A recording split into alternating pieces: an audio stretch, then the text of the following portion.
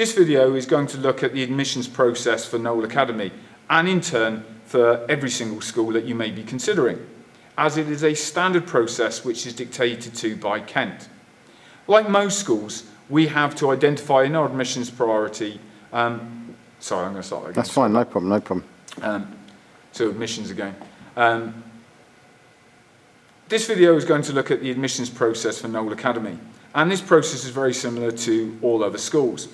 All schools have to produce admissions criteria, and this is available on our website. And from that, you will see how we prioritise students who come into Knole Academy. Like all schools, we have to give priority to students with education and healthcare plans and students who are in local authority care. We then give priority to students who already have siblings at Knole Academy. If you have a Year 11 child at Knole Academy, they need to be making an application for our sixth form for that sibling right to still apply. Next way the students gain access is just by their locality to Knole Academy, and this is again determined by Kent. It's an as the bird flies calculation, and we get all of those figures through from the Kent admissions team. From that, whoever lives closest to Knole Academy are given priority in terms of the admissions process. In the last couple of years, at first submission, the location or distance has been around about 6 miles. This is coming considerably in the last few years, and that may be why that you see some of the older students who are gaining places at Knole Academy from certain locations that haven't been able to be offered places in recent years. However, it is impossible to tell the demand from one year to another, so don't look and think, oh, we're unlikely to get into Knole Academy because previous years haven't. It fluctuates from year to year.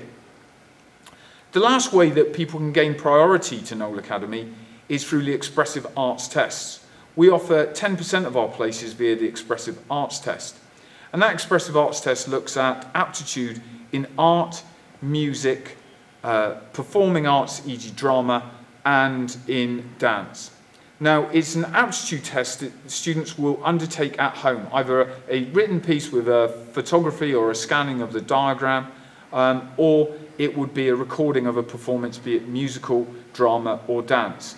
This is submitted to our admissions team, and we look at ranking all of those students and give priority to entry to those who fulfill the criteria for the Expressive Arts test.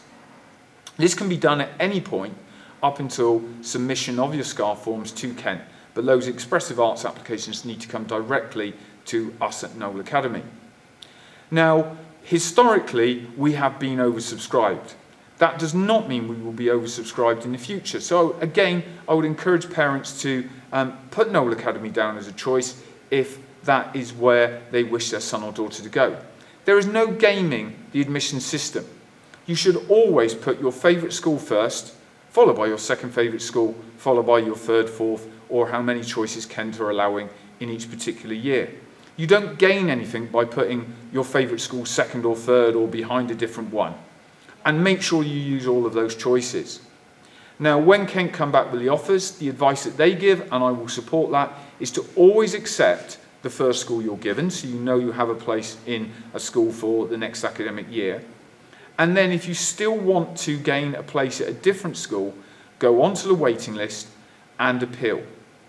Last year, we heard over 70 appeals, and of those 70 appeals, around about 10 were successful in securing a place. Now, that doesn't sound like particularly good odds, but some of those other parents who were unsuccessful with appeals still managed to get places at Knole Academy via the waiting list process. And the reason for that is that as parents are appealing to other schools, we end up with a scenario where free spaces get applied, and we offer them out on a waiting list basis. Now, some parents were still getting phone calls on the first day in September to say there is now a place available at Knole Academy, and they have accepted those places. So please do not be put off if you do not get Knole Academy in the first instance, and it is your first choice. There are processes that you can go through to try and get into Knole. It needs to be remembered that we have to abide by our own admissions code. It is not a position where I'm in a place where I can say, this seems a really nice child, I will let him have a place.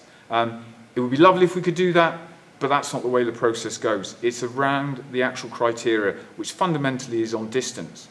If you do choose to do an appeal, you need to remember that the appeal should focus around why that school is the only one who could meet your son and daughter's needs. Don't spend all of your time with the independent appeal hearing saying what a nice child your son or daughter is. I'm sure it's very relevant, I'm sure it's absolutely correct, but it won't help your case. It's about why Knole Academy, or whichever school you're appealing for, is the one that can only meet your son or daughter's needs.